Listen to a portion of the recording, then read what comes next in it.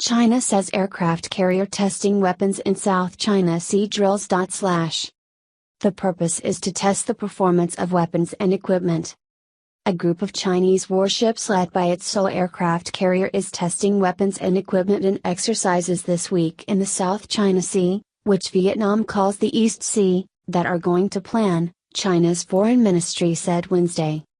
Exercises by the ships, in particular the aircraft carrier Liaoning, since last month have unnerved China's neighbors, especially at a time of heightened strain with self-ruled Taiwan, which Beijing claims as its own, and given long-running territorial disputes in the South China Sea, Vietnam's East Sea. China says the Soviet-built Liaoning and the other ships conduct routine exercises that comply with international law. The Liaoning aircraft carrier group in the South China Sea, Vietnam's East Sea, is carrying out scientific research and training, in accordance with plans, Chinese Foreign Ministry spokesman Zheng Shuang told a regular news briefing. The purpose is to test the performance of weapons and equipment, he said. The People's Liberation Army Navy said on its official microblog this week that the aircraft carrier conducted drills in the South China Sea, Vietnam's East Sea, with its fighter jets and helicopters. U.S. warships have also been conducting what they call freedom of navigation patrols through the South China Sea, Vietnam's East Sea, over the past year as concern grows about Chinese construction of airstrips and docks on disputed reefs and islands.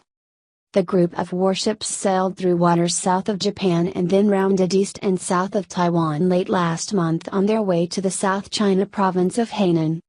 Taiwan's defense minister warned at the time that the threat of our enemies is growing day by day.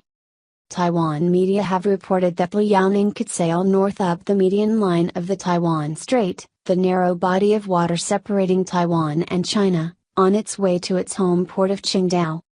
Taiwan's defense ministry said the talk about the timing and northward route of the Liaoning was speculation, and it would make preparations based on the situation and maintain its grasp of the movements of the ship.